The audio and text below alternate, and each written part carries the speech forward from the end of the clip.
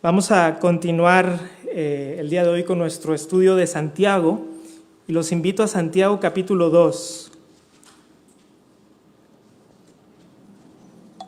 Santiago capítulo 2.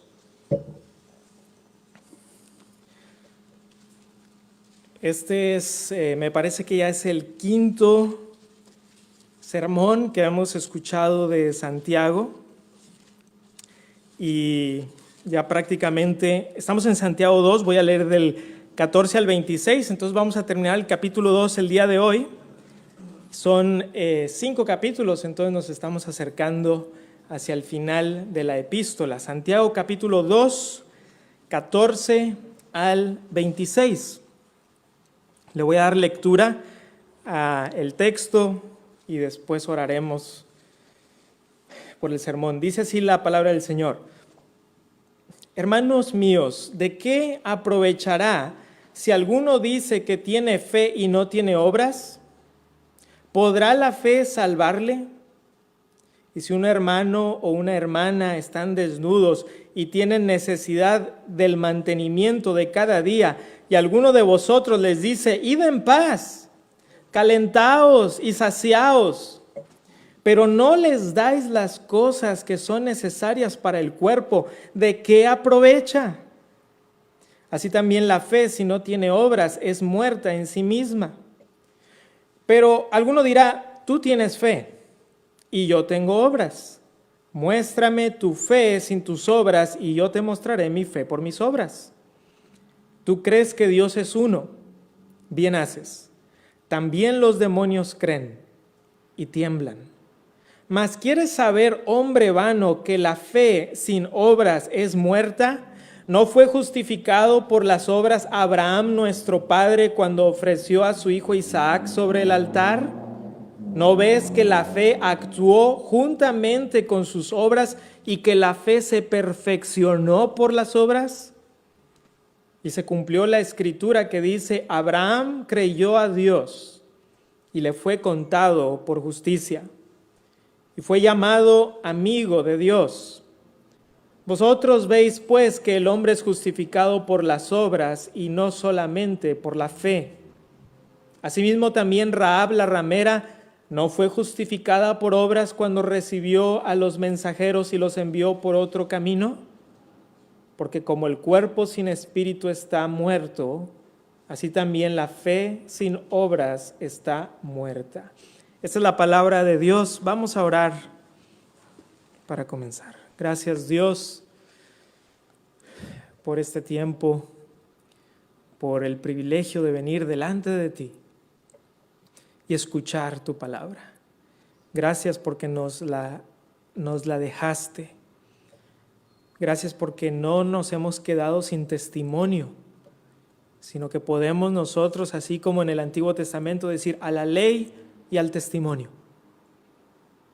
Y hoy, Señor, queremos que tu ley y tus testimonios cobren vida en nuestra propia vida y que podamos ser desafiados, exhortados, para que seamos más como Cristo. Y es en su nombre que oramos. Amén.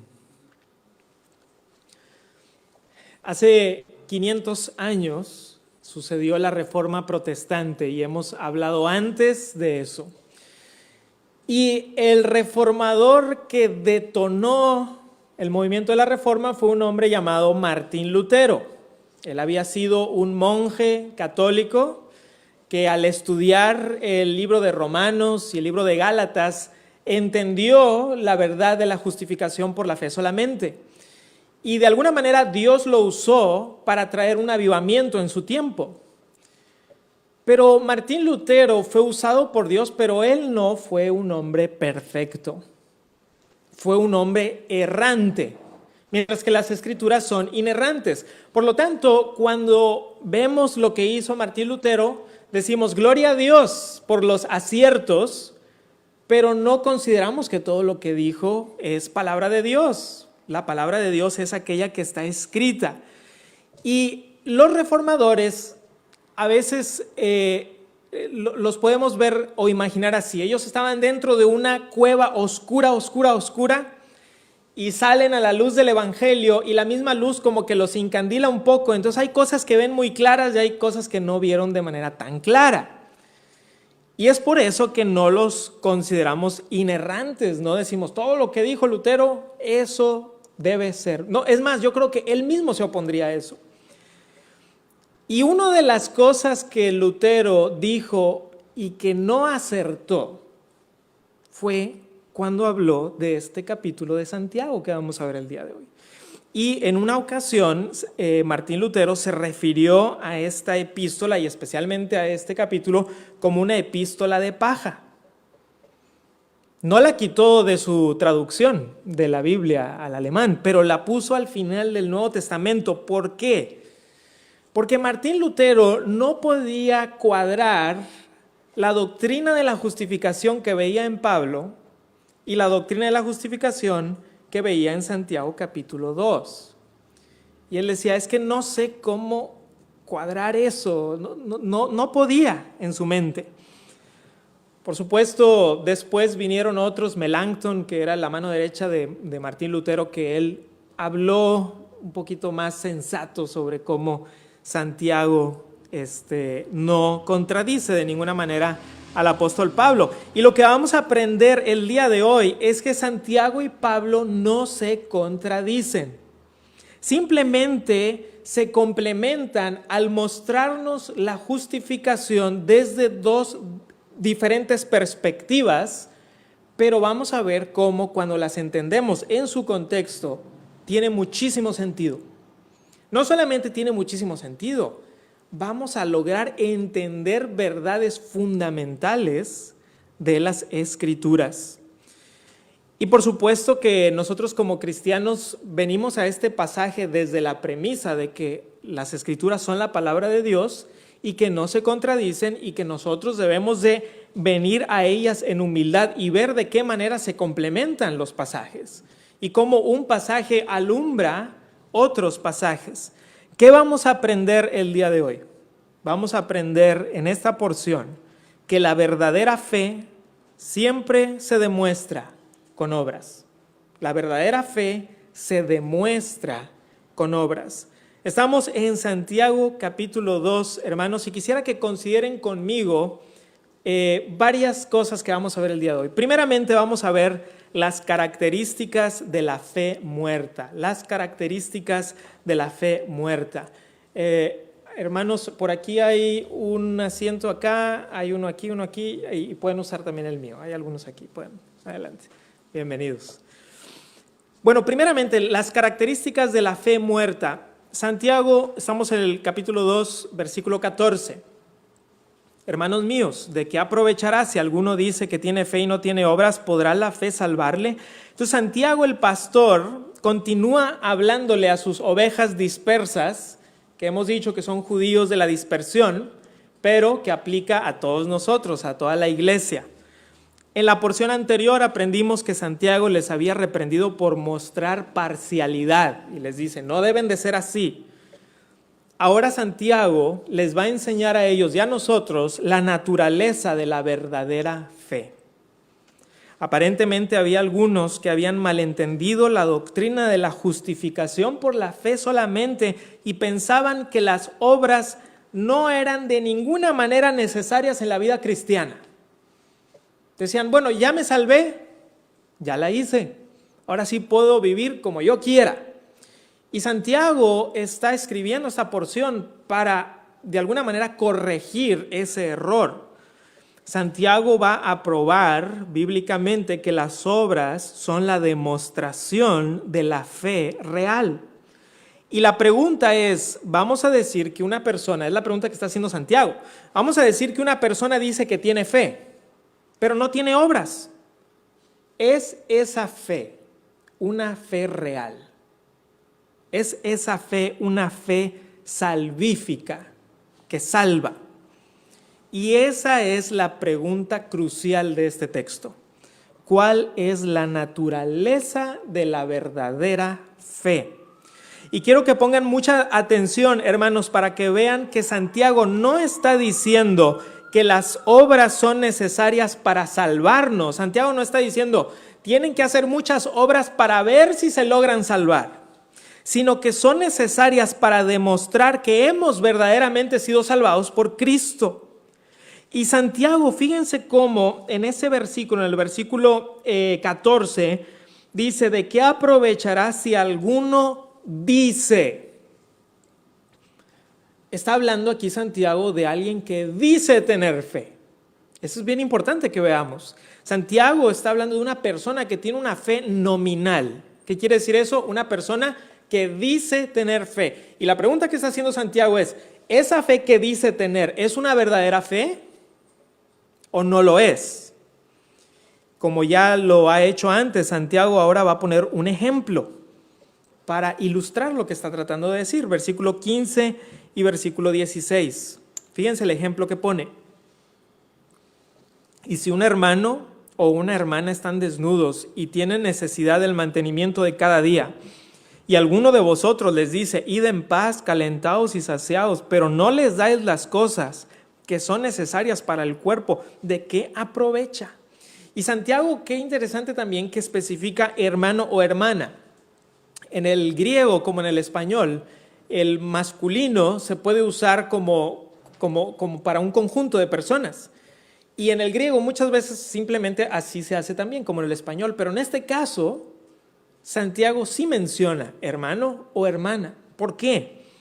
Bueno, para recalcar que en casos de necesidad no debe de haber parcialidad de acuerdo a género. No importa si es hermano o hermana.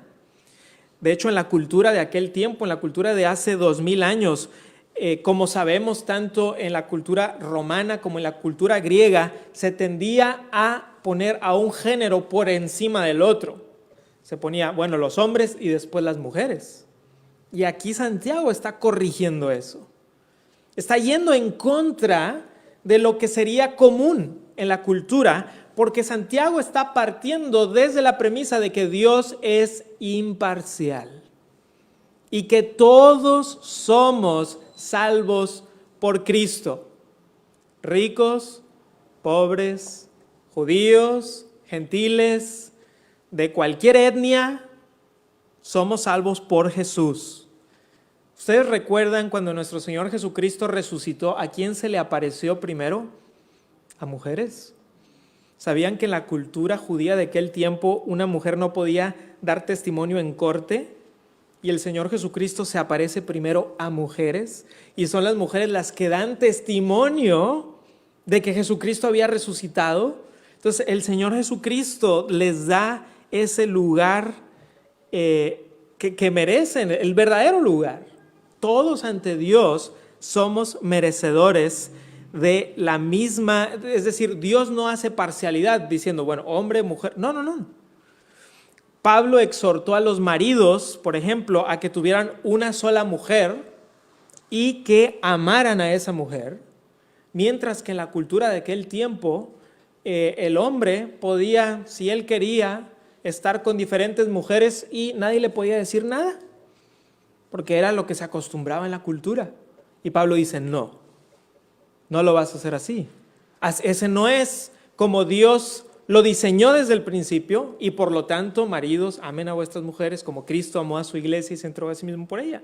Entonces, Santiago, de alguna manera, está también yendo en contra de la cultura de ese tiempo, porción pasada, diciendo, no deben de tratar a las personas diferente, deben de tratar a las personas por igual. Y ahora dice, imaginen que viene alguien a su congregación, sea un hermano, sea una hermana.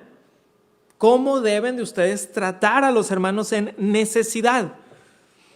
Bueno, este hermano o hermana dice, están desnudos, refiriéndose a que no tienen suficiente abrigo, o quizá que no tienen suficiente ropa, o no tienen un techo apropiado, un lugar en donde resguardarse. Además, no tienen suficiente mantenimiento, que es una referencia a comida, no tienen qué comer, no tienen dónde vivir, no tienen qué comer. Y Santiago pone el ejemplo de un cristiano que ve a este hermano o hermana en este tipo de necesidad, y al ver la situación, ¿qué les dice? Id en paz, id en paz. Este era el saludo de la paz común entre los judíos, el shalom.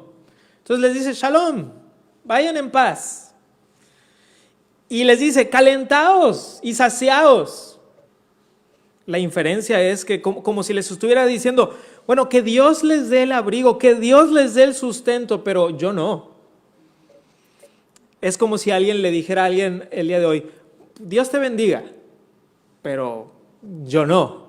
Que te bendiga Dios, que te ayude Dios, yo no te voy a ayudar. Y no les ayuda con la necesidad física apremiante. Dios quiere usarnos a nosotros para bendecir a los demás. Nosotros somos, por así decirlo, sus manos y sus pies. Somos el cuerpo de Cristo. Y es por medio de la iglesia que podemos ser de bendición a los demás. Entonces Santiago está diciendo, ¿cómo puedes ver la necesidad apremiante y no hacer nada al respecto cuando puedes hacer algo? Eso no es algo que Santiago esté siendo una nueva enseñanza. ¿Recuerdan la enseñanza del Señor Jesucristo con el buen samaritano? ¿Y qué pasaron los primeros dos? ¿Vieron a la persona en necesidad? No hicieron nada. ¿Qué le habían preguntado al Señor Jesucristo? ¿Y quién es mi prójimo? Y Jesús dice, déjenme les cuento una historia. Y les pone la historia del buen samaritano hasta que llega este samaritano. Y es el que ayuda a este judío. Prójimo tiene que ver con próximo. La palabra prójimo tiene que ver con próximo. Es alguien cercano a mí que tiene una necesidad apremiante. Y el Señor Jesucristo pone el ejemplo del samaritano y dice, mira, el samaritano sí fue amoroso con su prójimo, aunque los judíos y los samaritanos no se llevan entre sí. Y aquí imagínense, es un hermano. Y le está diciendo, ve en paz. Y teniendo cómo ayudarle, no le ayuda. Las Escrituras enseñan que una persona que actúa así no está demostrando verdadera fe ni tampoco verdadero amor. Vamos juntos a 1 de Juan 4:20, por favor. 1 de Juan 4:20.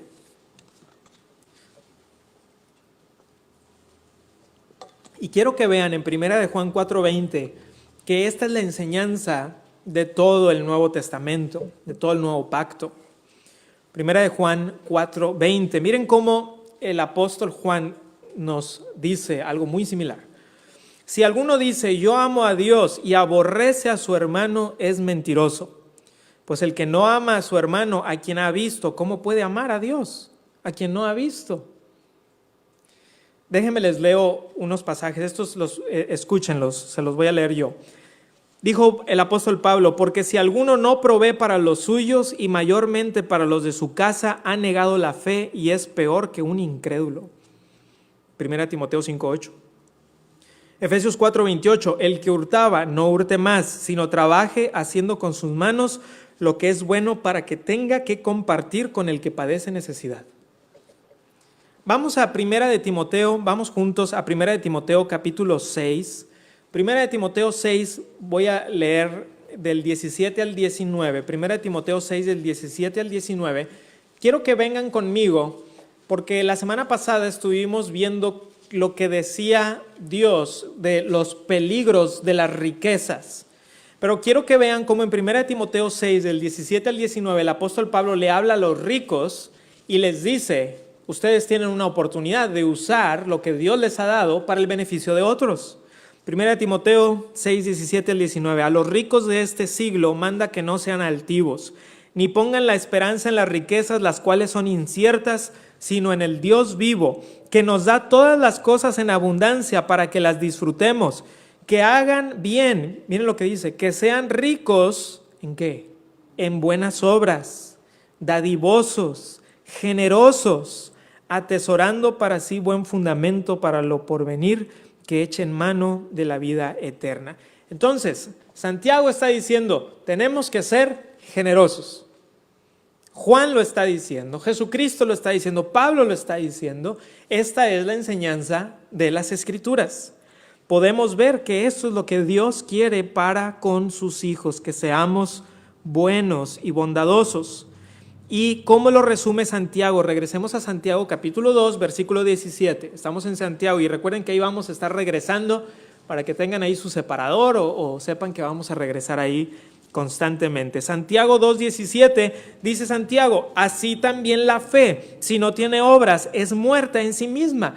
Y este versículo es clave para interpretar el pasaje porque Santiago está diciendo que una fe que no se demuestra con buenas obras es una fe muerta. ¿Y qué quiere decir fe muerta? Es una fe que no salva. Es una fe que no salva porque está muerta. No es verdadera fe. Es una fe nominal. Es una fe de dientes para afuera. No es una fe interna. ¿Cuáles son las características de una fe muerta? Porque eso es el primer punto que dijimos. Las características de una fe muerta es una fe nominal. Porque dijo Santiago, el que dice, es una fe sin obras. Es una persona que dice, sí, yo creo en Dios, pero no hago nada al respecto, que al cabo ya me salvé, ¿no? Dice Santiago, no, esa es una fe muerta. Y les digo algo, hermanos, hay incontables personas que están suponiendo que tan solo por haber dicho que tienen fe es suficiente para ser salvos. Y hermanos, nuestro Señor Jesucristo también nos advirtió de eso. Dijo el Señor Jesucristo que en aquel día vendrán unos delante del Señor y dirán, Señor, Señor. O sea, como que nos conocemos, ¿no? Señor, Señor, ¿a poco no hicimos milagros en tu nombre? ¿A poco no echamos fuera demonios en tu nombre? ¿Y qué les responde Dios? Nunca os conocí. No les dice, bueno, los conocía, los dejé de conocer, los conocí, los dejé de conocer. Nunca los conocí. Nunca. Porque era algo nominal, de dientes para afuera, no era una fe interna. ¿Y cuántas personas el día de hoy tienen una fe religiosa nada más, pero no como estuvimos hablando de la verdadera religión, que dijimos que es verdadera adoración, sino que literalmente es nada más una religión, es algo externo y están confiando el destino de su alma en algo que no es interno. Santiago dice, una fe así está muerta en sí misma. Y me pregunto cuántas personas que están en iglesias cristianas, cuando estén delante del Señor, van a decir, Señor, Señor, ¿a poco no fui yo los domingos? Y cuando fui en sábado, y hice, y nunca os conocí, porque no era algo interno, no había fruto, eran cosas externas nada más, era un fingimiento. Y podremos engañarnos a nosotros mismos, me pueden engañar a mí, pueden engañar a todos en la iglesia, pero al que no se puede engañar es a Dios. Porque Dios, ¿qué ve? Nuestro corazón. Dios no va a estar de que, a ver, ¿será o no será? No. Él ve directo al corazón y Él sabe.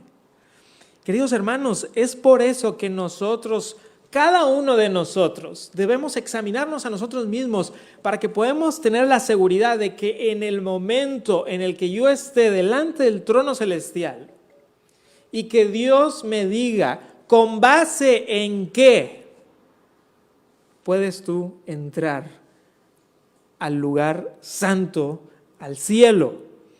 Y si tú dices, Dios, traigo aquí algunas obras que yo hice. Y Dios dice, ¿trapos de inmundicia traes? No son suficientes. Dios, me porté bien. No es suficiente. Dios, pero nunca maté a alguien. No es suficiente. Pero aquella persona que dice, vengo vestido de Jesús. Señor, no es por mí, es por Cristo, es por Cristo. Y las obras que traigo son obras que tú mismo por tu Espíritu produjiste en mí y las hice para tu gloria, no para la mía. Señor, no vengo a traer nada más que a tu Hijo. Vengo cubierto de Jesús, limpio en la sangre del Cordero. Y aquellas personas que hayan puesto su confianza en Jesucristo y que, como ahorita vemos, lo demuestran esa fe con frutos, es aquellos que Dios les dice, bien, buen siervo y fiel, entra en el gozo de tu Señor. Así que primeramente las características de una fe muerta vimos, pero ahora vamos a ver una segunda cosa. Consideren conmigo, punto número 2, la insuficiencia del mero conocimiento. La insuficiencia del mero conocimiento. Versículo 18, estamos en Santiago 2, 18. Pero alguno dirá, tú tienes fe, yo tengo obras.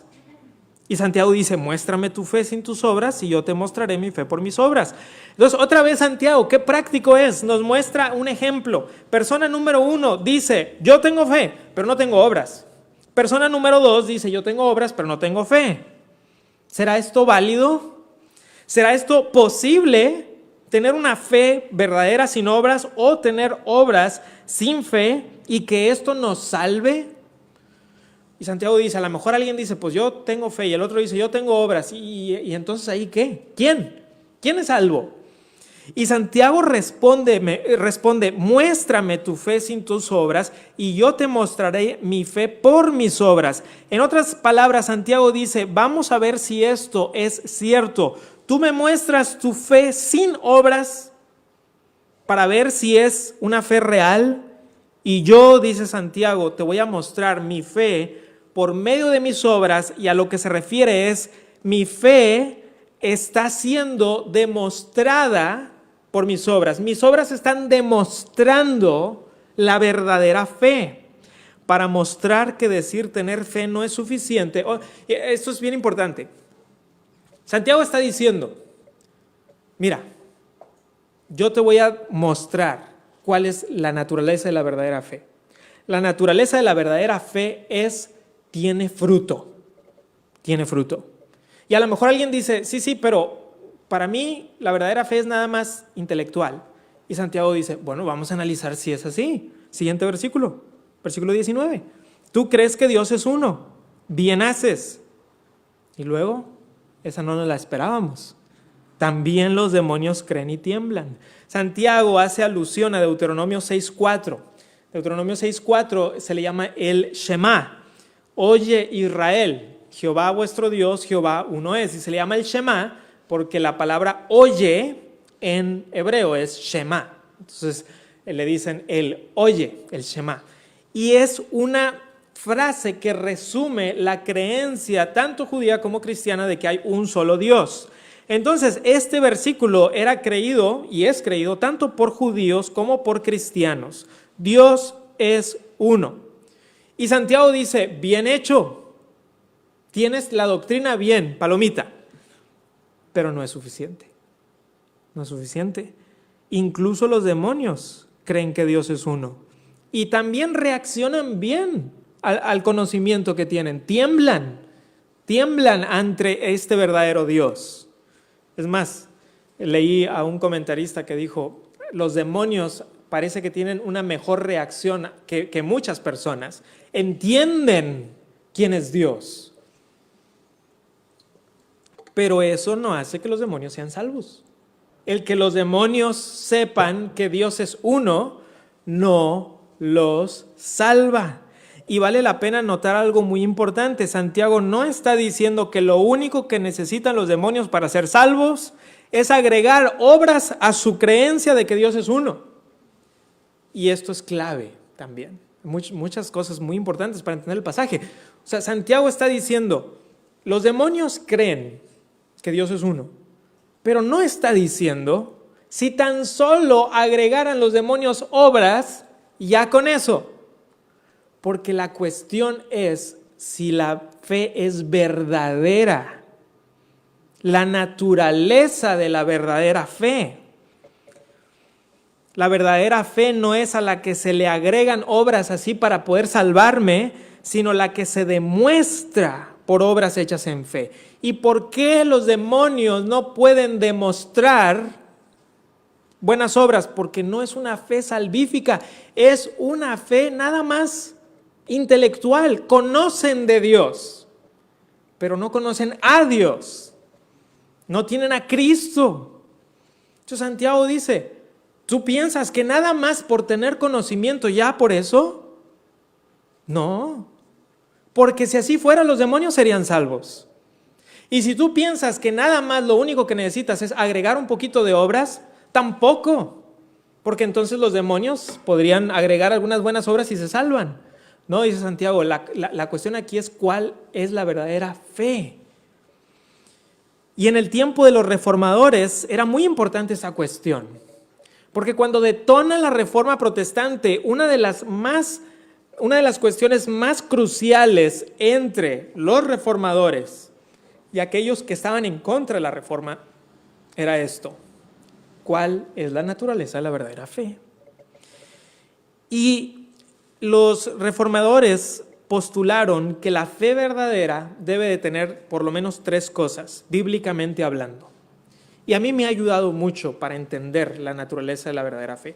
3 cosas. Ahora, ¿están listos? Porque les voy a dar unas palabras que a lo mejor nunca habían escuchado antes. La primera es la palabra notitia. Es latín, así que vamos a tener una clase de latín. Pero son solo 3 palabras, no se asusten. Eso se refiere al contenido de la fe. El contenido de la fe. Y decían los reformadores, bíblicamente hablando, la verdadera fe tiene que tener, número 1, un conocimiento del contenido de la fe, que somos pecadores, que solamente por medio del arrepentimiento y la fe en Jesucristo somos salvos. Ese es el conocimiento. Pero después decían, hay una segunda cosa necesaria, y le llamaban ascensus. Y el ascensus se refiere a decir que sí. No solamente a saber algo, sino a decir es verdad. Es la convicción de la veracidad del Evangelio. Entonces, tienes que saber el contenido, tienes que estar de acuerdo, porque una cosa es decir, sí, sé el contenido, pero estoy en desacuerdo. No, tienes que saber el contenido, tienes que estar de acuerdo, tienes que decir que sí, pero aquí estaba la clave, la tercera: fiducia. Y se refería a una entrega y confianza personal y plena en Jesucristo y en el Evangelio. Tiene que ver con entregarse. Es lo que dice Juan: mas a todos los que le recibieron, a los que creen en su nombre. O allá en la primera epístola cuando dice, el que tiene al Hijo tiene la vida, el que no tiene al Hijo de Dios no tiene la vida. Entonces, hermanos, los demonios están de acuerdo con el contenido. Hay personas que incluso pudieran pasar al punto número 2, hasta dicen, sí, es cierto que Jesús vivió, sí es cierto que Jesús murió, pero si no se han entregado a Jesús, si Jesucristo no ha venido a morar en tu vida, no hay verdadera fe. Y los demonios podían tener mucho conocimiento, y hay muchas personas en iglesias cristianas evangélicas que tienen mucho conocimiento y hasta pueden llegar a decir que sí a todo eso. Pero si no se han entregado a Jesucristo por medio del arrepentimiento y la fe, es una fe muerta. Y dice Santiago, mira, hasta los demonios creen y tiemblan, pero no son salvos. Hermanos, necesitamos nosotros venir a las Escrituras y dejar que sean ellas las que nos digan cómo es la salvación, y no inventarnos cosas, y no estar poniendo nuestra confianza en una arena movediza. Pongamos nuestra confianza en la roca, en Cristo. Esta semana falleció una persona que conozco y me fue muy triste porque por muchos años hemos tenido ciertas interacciones y es una persona que aprecio muchísimo, y él era un sacerdote, era parte de nuestra familia. Y cuando me enteré de su muerte me causó mucho dolor. Y me dijo, una persona me mandó un mensaje y me dijo, ¿sabías que en el hospital veía los sermones que dabas? Y yo no sabía eso. Y dije, Señor, tú eres el único que puede salvar a alguien. E incluso en el lecho de la muerte, que diga, creo en Cristo. Creo en Cristo. La iglesia no murió por mí, la iglesia no me salva. Jesucristo murió por mí. Jesucristo murió por mí. Jesús es el que nos salva. Hermanos, no nos salvamos por buenas obras, pero como vamos a ver ahorita, nuestra fe debe ser demostrada por fruto. Y qué triste sería llegar delante del trono y decir, Señor, Señor, y escuchar, nunca te conocí. Que ese no seas tú. Que ese no seas tú. Hoy Dios nos habla a cada uno de nosotros para que de alguna manera examinemos nuestro corazón y como dijo el apóstol Pablo, examinaos a vosotros mismos para que no hayan creído en vano, mencionan Corintios. Las características de la fe muerta fue lo primero que vimos. Segundo, la insuficiencia del mero conocimiento. Y ahora vamos a ver una tercera cosa, lo indispensable de las buenas obras. Punto número 3, lo indispensable de las buenas obras. Y quiero que lo veamos, las buenas obras a la luz de la enseñanza de las Escrituras. Estamos en Santiago capítulo 2, versículo 20. Dice, ¿mas quieres saber, hombre vano, que la fe sin obras es muerta? Entonces Santiago ahora va a presionar este punto. Hombre vano es una expresión que se refiere a una persona necia. Entonces, Santiago está diciendo, no seas una persona necia, no seas un hombre vano. Es una necedad pensar que yo soy salvo y nunca tengo fruto. La verdadera salvación trae verdaderos frutos. Y ahora Santiago va a ilustrar su punto con el ejemplo de Abraham. Y hay que poner mucha atención porque vamos a comparar lo que Santiago dice y lo que Pablo dice y lo que Jesucristo dice para encontrar que no hay contradicción, pero que hay una preciosa complementación. Versículo 21. ¿No fue justificado por las obras Abraham nuestro padre cuando ofreció a su hijo Isaac sobre el altar? Hermanos, acabamos de terminar Gálatas y fue adrede que vimos primero Gálatas y después Santiago para que podamos ver ambas perspectivas y veamos la gloriosa verdad del Evangelio. Para entender este verso y lo que dice el apóstol Pablo, vamos a hacer un breve repaso de la vida de Abraham. ¿Están listos? Vamos a Génesis 12. Génesis 12, breve repaso de la vida de Abraham. Génesis 12. Déjenme les voy a resumir Génesis 12, pero quiero que vayan ahí, porque va a ser muy importante ahorita que ustedes lo vean en su Biblia. Y esto es algo que a mí me interesa mucho, que ustedes lo vean en su Biblia. En Génesis 12, Abraham es llamado por Dios, obedece a la voz de Dios y cuando tiene 75 años sale de Harán rumbo a la tierra prometida. Abraham tiene 75 años y está saliendo rumbo a la tierra prometida. Eso es en Génesis 12. Vayan ahora a Génesis 15. En Génesis 15 Dios le hace una promesa a Abraham. En los primeros 3 versículos, hasta el versículo 5, le promete 3 cosas a Abraham. Le promete descendencia, le promete tierra, o sea, una tierra, y le promete bendición. 3 cosas que le promete: descendencia, tierra y bendición. Dios hace un pacto con Abraham, Dios llama a Abraham, ¿y qué hace Abraham? Versículo 6. Estamos en Génesis 15, 6. Y creyó a Jehová y le fue contado por justicia. ¿Y qué obra ha hecho? Nada. Dios le dice a Abraham, Abraham, me he manifestado a ti, te he escogido a ti y te voy a dar tierra, te voy a dar descendencia, te voy a dar bendición. Abraham por la fe cree y es justificado. Por la fe. Y eso está en el capítulo 15. Abraham tiene de 75 a 85 años, más o menos, cuando esto sucede.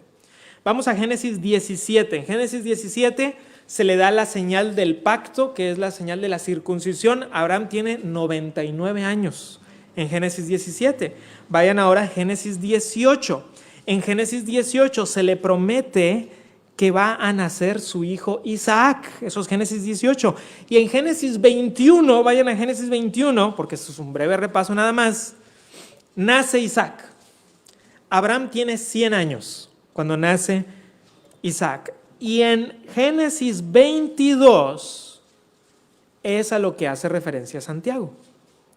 Abraham es probado con el sacrificio de su hijo Isaac. Abraham tiene entre 110 a 130 años, más o menos. Han pasado de 35 a 45 años desde que fue declarado justo en Génesis 15. ¿Ok? Más o menos, de 35 a 45 años. Y Santiago está haciendo alusión a este momento para decir, miren cómo de la manera que actuó Abraham está demostrando lo que se dijo cuando él creyó a Dios y le fue contado por justicia. Fue declarado justo, pero en Génesis 22 es demostrado justo al obedecer a Dios. Y eso nos va a ayudar a entender Romanos capítulo 4. Vayan a Romanos capítulo 4. Romanos capítulo 4. Versículos 1 al 3. Y esto es lo que Lutero no lograba encajar en su mente. Romanos 4, del 1 al 3. Romanos 4, del 1 al 3. ¿Qué pues diremos que halló Abraham, nuestro padre según la carne? Porque si Abraham fue justificado por las obras, tiene de qué gloriarse, pero no para con Dios, porque ¿qué dice la Escritura? Creyó Abraham a Dios y le fue contado por justicia. Y dice lo mismo en Gálatas 3, de 6 al 11, no vamos a ir ahí porque lo vimos el año pasado. Entonces, está Pablo citando el mismo pasaje que Santiago. Pero cuando Pablo habla de la justificación, él se refiere a Génesis 15. Abraham fue declarado justo por la fe sin obras. Simplemente creyó en la promesa de Dios. Y cuando Santiago habla de la justificación, él hace referencia a Génesis 22. Cuando Abraham fue demostrado justo al actuar de acuerdo a esa fe. Es el fruto. Y lo que está diciendo Santiago es, mira cómo lo que sucedió en Génesis capítulo 15 lo vemos demostrado en Génesis capítulo 22. Él actuó de acuerdo a esa fe. Para resumirlo, cuando Pablo habla de la justificación, se refiere a ser declarado justo. Y cuando Santiago habla de la justificación, se refiere a ser demostrado justo. Demostrado por medio de los frutos de obediencia. Y entonces podemos regresar a Santiago capítulo 2, versículo 22 y 23. Santiago capítulo 2, 22 y 23. ¿No ves que la fe actuó juntamente con sus obras y que la fe se perfeccionó por las obras y se cumplió la escritura que dice, Abraham creyó a Dios y le fue contado por justicia y fue llamado amigo de Dios? Entonces Santiago está hablando aquí del cumplimiento final de la fe. La fe verdadera actúa juntamente con las obras en el sentido de que las obras actúan como demostración de esa fe verdadera. Entonces, con la demostración de su fe, se cumple que creyó Abraham a Jehová y le fue contado por justicia. En sus frutos, esto tiene la demostración final.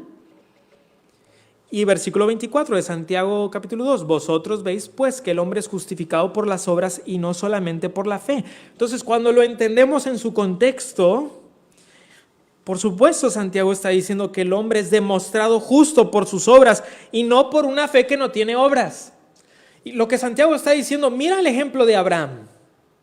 Abraham demostró lo que había pasado en Génesis 15 con Génesis 22. Porque su fe era verdadera y por eso actúa de acuerdo a esa fe. Lo indispensable de las obras como demostración de la fe lo vemos en todo el Nuevo Testamento, hermanos. Déjenme les leo unos pasajes, no tienen que ir ahí, son varios, se los voy a leer así seguiditos. Jesucristo dice, así alumbre vuestra luz delante de los hombres para que vean vuestras buenas obras y glorifiquen a vuestro Padre que está en los cielos. El apóstol Pablo dice, porque somos hechura suya, creados en Cristo Jesús para buenas obras, las cuales Dios preparó de antemano para que anduviésemos en ellas. Este es Pablo, ¿eh? No hay aquí alguna contradicción. Pablo también dice, quien se dio a sí mismo por nosotros para redimirnos de toda iniquidad y purificar para sí un pueblo propio, celoso de buenas obras. Y en Tito 3:8, palabra fiel es esta, y en estas cosas quiero que insistas con firmeza para que los que creen en Dios procuren ocuparse en buenas obras. Ya vimos Jesucristo, ya vimos Pablo, y Pedro dice, manteniendo buena vuestra manera de vivir entre los gentiles, para que en lo que murmuran de vosotros como de malhechores, glorifiquen a Dios en el día de la visitación al considerar vuestras buenas obras. Esta es la enseñanza del Nuevo Testamento. Por sus frutos los conoceréis, dijo Jesús. Lo dijo Jesús, lo dijo Pablo, lo dijo Santiago, lo dijo Pedro, lo dijo Juan. Esta es la enseñanza de las Escrituras. Versículo 25 de Santiago. Asimismo, también Rahab la ramera, ¿no fue justificada por obras cuando recibió a los mensajeros y los envió por otro camino? Santiago pone el ejemplo en el tiempo de la conquista, cuando Josué manda a los espías a Jericó y Rahab esconde a los espías, y se nos dice que la razón por la cual los escondió es porque creía en Jehová. Y lo que Santiago está diciendo, mira cómo Rahab actuó de acuerdo a su fe. Y de hecho, para que esto quede claro, el autor de Hebreos, en Hebreos 11:31, no tienen que ir ahí, Hebreos 11:31 dice, por la fe, Rahab, la ramera, no pereció juntamente con los desobedientes, habiendo recibido a los espías en paz. Por la fe. Pero es una fe que se demostró. La verdadera fe se demuestra con fruto. Versículo 26 de Santiago. Versículo 26. Porque como el cuerpo sin espíritu está muerto, así también la fe sin obras está muerta. Entonces aquí Santiago concluye diciéndonos, la fe sin obras es como un cuerpo que no tiene espíritu. Está muerto. Así es una persona que dice, es que yo tengo fe, pero no tengo obras. Uno de los reformadores dijo, solo la fe salva, pero la fe que salva nunca está sola, sino está acompañada por buenas obras. Un profesor mío dijo esto, y me gusta cómo lo resumió. La fe es la raíz, las obras son el fruto. La fe es la raíz, las obras son el fruto. Las obras demuestran si hay raíz, si está arraigada, si es una verdadera fe. Querido amigo, no es suficiente que digas haber creído. Y lo menciono porque eso es común en el mundo evangélico. Yo repetí algo y ya, es mi pase. Y hermanos, hay que tener cuidado, porque Santiago dice, si alguno dice, hay muchas personas que profesan la fe, pero no poseen la fe. Que saben de Jesucristo, pero no tienen a Jesucristo. Y es muy diferente. Necesitas entregarte a Jesús, recibirle en tu vida, poner tu fe en Él, y entonces tendrás fruto, el fruto del Espíritu, y se cumplirá lo que dijo Jesús. Por sus frutos los conoceréis. De lo contrario, te estás engañando a ti mismo. Te estás engañando a ti mismo si dices, bueno, es que yo nada más digo ser cristiano y a lo mejor puedo engañar a todos a mi alrededor. Puedes engañar al 100% de las personas a tu alrededor, pero no puedes engañar a Dios. Dios ve nuestro corazón. Cuando comenzamos el mensaje les dije que Martín Lutero no lograba cuadrar como Santiago con Pablo, y hemos visto que cuando lo analizamos cuidadosamente es la enseñanza de todas las Escrituras.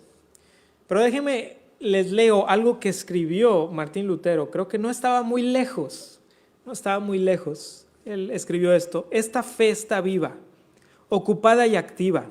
Es imposible que no esté haciendo buenas obras incesantemente. No pregunta si se deben hacer buenas obras, pues antes de que se haga la pregunta ya lo ha hecho y lo hace constantemente. Cualquiera que no hace estas obras, por el contrario, no es creyente.